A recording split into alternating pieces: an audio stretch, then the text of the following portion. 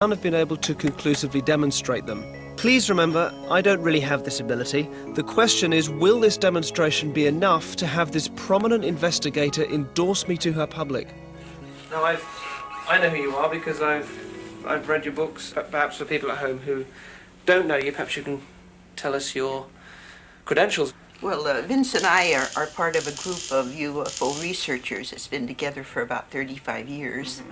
I started in 1957 with the National Investigations Committee on Aerial Phenomena, which was called NICAP. And then in 1965, when the first abductee, claim came in, I investigated that together with other members of NICAP. So you both have quite a high profile in this area, and you've written, how many books have you written now? I've written 5 books. And this is the one that I first came across you, was How to Defend Yourself Against Alien Abduction. A lot of the stories involve these bedroom visitors, these entities that come in at night. So most of them do, yes. Yeah. Most of them involve altered states, like the dream state. Mm-hmm. The abduction scenario starts in the dream state. Mm-hmm.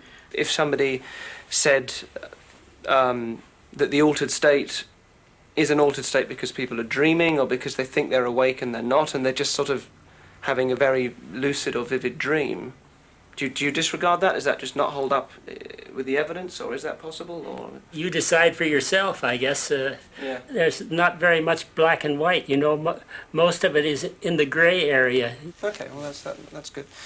I suppose I should talk about my own experience. After my abduction, essentially what it is that I seem to be able to tell people their medical background and their medical history, sometimes their current medical state.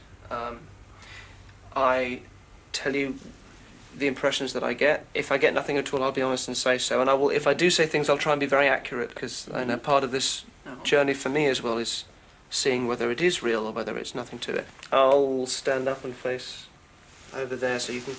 If one of you comes and touches me on the back, it might be interesting also if you don't even let me know which one of you is touching me. Oh, okay. Okay, just it might make it more interesting. And if you just place your hands on the small of my back, and just be patient, because sometimes it takes a little while. It's different with different people. I'll also have my eyes closed as I'm doing it, so I won't be able to see. So please don't say anything out loud, so I don't know who's coming up.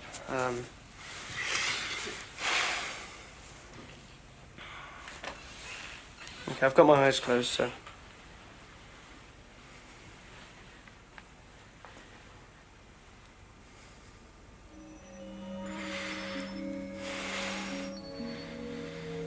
Okay. Okay, you're having real difficulty sleeping at the moment, and I don't know if this is Vince or Anne, but you're having real difficulty sleeping.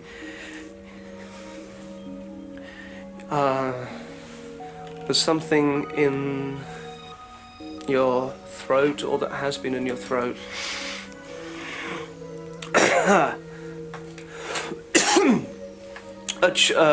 A tumor or something that was in your throat. My actual anatomical knowledge is not great, but a gland or something in the throat there that was, and this would have been ages ago, but something up there, and there's, I'm going to turn around and look at you if that's all right. Okay. I think you don't take, or you really try not to take, like chemical prescriptive drugs. I think maybe you use more sort of herbal or non-drug-based remedies, because there's a real, almost if I'm shaking, but a real sense of purity almost, and I think that you had some minor heart problems, but again, nothing. I think you're in very good health actually, but but that was very clear here in the throat, and that you've been having real difficulty sleeping for some time. But the thing in the throat was years ago. I mean, literally decades ago. It's not recent. Is that remotely? Remotely, it's exactly. Really? Did you have something in your throat? I had a thyroidectomy in the 1960s for a benign tumor. I had a low thyroid. Right. It was about the only surgery I've ever had up there. I do have trouble sleeping, And the other thing you said, that I do not slight- take pharmaceuticals. Yeah, is that true? Yes, I'm almost exclusively alternative medicine. Okay. I don't trust Western medicine or pharmaceuticals. Well, you seem to be in good health, so that's... I am. I'm in excellent health. And Wow. I found it amazing. I mean, the accuracy was astounding. He was accurate to 100%. I've written for the Journal of Scientific Exploration. I think possibly this would be the best place for Richard, because that's a refereed scientific journal. I mean, this should go to the very highest, most respectable publications you can find.